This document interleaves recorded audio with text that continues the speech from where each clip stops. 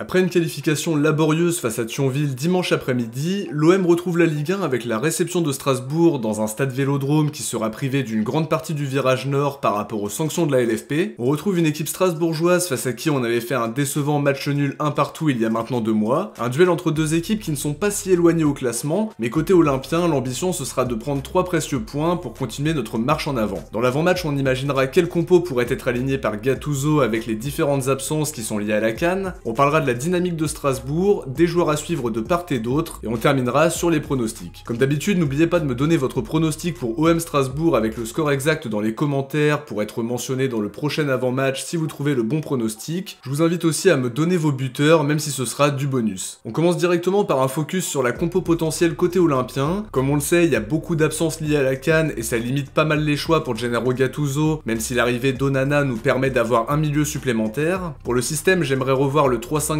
qui a globalement porté ses fruits depuis qu'il a été instauré. On reverra logiquement Pau Lopez dans les buts puisqu'il était sur le banc face à Thionville. Pour les pistons, je pense qu'on aura Klose sur le côté droit et Renan Lodi sur le côté gauche sans trop de surprise. Le trio défensif sera logiquement composé de Meite, Gigot et Balerdi puisque le Chancel Bemba est à la CAN. Au milieu de terrain, il y a une petite interrogation parce qu'Onana sera disponible, mais il est aussi à court de rythme parce qu'il a très peu joué sur les 6 derniers mois avec Beşiktaş. Par conséquent, je mettrai Kondogbia et Veretout dans l'entrejeu avec Bilal Nadir un cran plus haut, parce que s'il joue pas maintenant, je vois pas quand on pourra lui donner du temps de jeu. Offensivement, je pense qu'on reverra le duo Vitinha-Aubameyang parce qu'on n'a pas vraiment d'autres choix avec les absences d'Ndiaye, Sarr et de Joaquin Correa. Et vous, quel compo vous voulez voir vendredi soir? J'attends votre avis en commentaire. On enchaîne avec l'analyse de la dynamique des deux équipes en commençant par l'OM qui reçoit. L'équipe sort d'une prestation décevante face à Thionville en Coupe de France pour un match de reprise qui a été abordé un peu trop tranquillement à mon goût et un match qui nous a pas apporté la confiance dont on avait besoin. Une première mi-temps vraiment ennuyeuse et une deuxième mi-temps pour laquelle on va retenir uniquement le but libérateur d'Aubameyang. Faudra montrer un tout autre visage face à Strasbourg, l'adversité sera pas la même et l'objectif ce sera de prendre 3 points très précieux pour continuer de monter au classement. Lille va recevoir Lorient ce week-end donc on sera aussi attentif à leur match. On peut éventuellement se rapprocher de Brest selon leurs résultats face à Montpellier, mais quoi qu'il en soit il faut absolument prendre 3 points. Il faudra aborder le match avec les bonnes intentions, mettre de la pression sur les relanceurs adverses, mettre de l'impact dans les duels. Faudra aussi être capable d'être plus créatif que sur le dernier match et ce malgré les différentes absences liées à la CAN. Il faudra que Klose et Renan Lodi fassent des montées impactantes, que Kondogbia et Veretout soient solides au milieu mais aussi capables de donner de bons ballons à nos attaquants. Si Nadir vient à être titulaire, on attendra plus de sa part dans l'aspect décisif, mais son côté remuant et très volontaire m'a beaucoup plu dimanche, en plus de ses efforts défensifs. Vitinha et Aubameyang devront aussi se montrer très disponibles, très actifs devant et aussi plus tueurs quand ils auront des situations. C'est un match important parce que c'est le premier match de championnat de l'année 2024. Il faut relancer la machine parce que ça nous permettra aussi de se mettre en confiance avant d'aller à Rennes la semaine prochaine en Coupe de France. On doit faire beaucoup mieux que ce qu'on a montré dimanche, mais je pense que ça viendra naturellement devant le public du Vélodrome et avec une adversité supérieure en face. Strasbourg de leur côté sont actuellement classés 9e avec seulement 4 points de retard sur nous. Avant la trêve, ils étaient sur une série de 4 matchs sans défaite, avec un nul à Brest, 3 victoires d'affilée face au Havre, Lorient et Lille. Ils se sont facilement qualifiés en Coupe de France en battant 4-0 Avoine Chinon, pensionnaire de National 2. C'est une équipe en pleine confiance qui vient d'enchaîner 4 victoires consécutives, toutes compètes confondues, avec des joueurs qui brillent comme Dylan Bakwa sur l'aile droite qui nous avait fait très mal lors de la phase aller, et Mega qui est beaucoup plus décisif sur les 6 derniers matchs, Gamero qui apporte son expérience comme toujours, Habib Diarra qui est aussi un joueur très important dans leur collectif. Il y a vraiment de la qualité dans leur équipe et il faudra absolument s'en méfier. Après ils auront la pression devant le public du Vélodrome, c'est pas pour autant qu'ils ne seront pas capables de déployer leur jeu, mais ce sera un appui très important pour les joueurs olympiens. En tout cas, s'ils s'imposent vendredi soir, ils reviendraient à un petit point de nous, et ils peuvent même espérer passer devant Lens et Reims selon les différents résultats de la journée. S'ils font un nul, ils maintiendront la distance, donc il y a aussi un coup à jouer de leur côté, et pour le coup leur dynamique est vraiment très positive. Patrick Vieira a réussi à tirer de très bonnes choses de son groupe, donc je me méfie vraiment de cette équipe strasbourgeoise, surtout si on reste sur la même lancée que le match de dimanche soir. On passe aux joueurs à suivre de part et d'autre en commençant par les Olympiens. Le premier joueur que je vais citer c'est Bamo Meite qui devrait enchaîner une deuxième titularisation consécutive. C'est son moment parce qu'il a un vrai coup à jouer pendant la CAN pour montrer ses qualités et prétendra mieux quand le groupe sera au complet. Je trouve qu'il a été intéressant dimanche soir même si tout n'était pas parfait évidemment. Espérons qu'il fasse un match encore plus régulier vendredi. Mon deuxième joueur à suivre côté marseillais c'est Bilal Nadir. Lui aussi pourrait enchaîner une deuxième titularisation à moins que Gattuso décide d'associer Kondogbia à Onana en mettant Veretout un cran plus haut. En tout cas s'il est amené à jouer on attendra plus de lui dans l'aspect décisif et j'ai beaucoup aimé son activité et le côté entreprenant qu'il a montré face à Thionville. A voir maintenant s'il va jouer titulaire, mais il a aussi un coup à jouer pendant la CAN, à lui de saisir sa chance. Dernier joueur à suivre, Vitinha, qui a vraiment vécu un calvaire pendant le match de dimanche en se faisant bouffer par les défenseurs de Thionville. C'était vraiment une prestation désastreuse de sa part, et encore une fois, on attend beaucoup mieux de sa part. Lui aussi a un coup à jouer pendant la CAN. Quand le groupe était au complet, on a bien vu que Gattuso préférait associer Iliman Ndiaye à Aubameyang, à lui de montrer qu'il mérite plus de temps de jeu par la suite, mais ce qu'on a vu jusqu'à présent était largement insuffisant. On enchaîne sur Strasbourg en commençant par Mats Sels, qui est vraiment le pilier de cette équipe, un gardien capable d'être décisif en sortant des arrêts réflexes pour maintenir son équipe en vie. Il faudra être capable de le prendre à défaut, mais on connaît ses qualités, donc il faudra être vraiment très bon dans le dernier geste. L'autre joueur à suivre, on l'a déjà un petit peu évoqué auparavant, c'est Dylan Bakwa, que j'avais vraiment trouvé très intéressant face à nous au match aller. Son entrée avait changé beaucoup de choses parce qu'il me semble qu'il n'était pas titulaire. Un joueur qui fait des différences sur son côté, qui est très remuant, difficile à tenir pour des défenseurs. Il faudra être très attentif à lui. Dernier joueur à suivre, Emmanuel Emega, qui a marqué 3 buts et délivré une passe D sur les 6 derniers matchs. C'est beaucoup plus encourageant que son début de saison, qui était plutôt décevant au regard des attentes placées en lui à son arrivée. On l'a vu au match aller, c'est un joueur qui peut faire mal à la finition, qui peut aussi être important dans la construction du jeu et dont il faudra clairement se méfier. On passe au pronostic pour la réception de Strasbourg, et pour le coup, je reste méfiant même si j'ai quand même envie d'être optimiste. Je pense que ce sera pas un match si simple que ça face à une équipe strasbourgeoise en pleine confiance. Pour autant, je miserais sur une victoire marseillaise 2-1 avec un but d'Aubameyang et un but de Verretou. Côté strasbourgeois, je vais dire Emega qui est plutôt en confiance sur les derniers matchs comme on l'a évoqué précédemment. L'important ce sera de prendre 3 points, j'ai envie de dire peu importe la manière, mais on a quand même envie de se régaler devant le match parce que ça a pas été le cas du tout dimanche après-midi. On veut voir de bonnes choses côté marseillais et surtout se mettre en confiance avant le 16e de finale face à Rennes dimanche prochain. De votre côté, comme d'habitude, n'oubliez pas de me donner votre pronostic dans les commentaires pour être mentionné dans le prochain avant-match si vous trouvez le score exact. Avant de se quitter, on va justement découvrir qui sont les bons pronostiqueurs parmi vous pour le match Montpellier-OM juste avant la trêve. Vous avez été 7 à trouver le 1 partout score exact, donc je vous fais apparaître à l'écran sous forme de liste.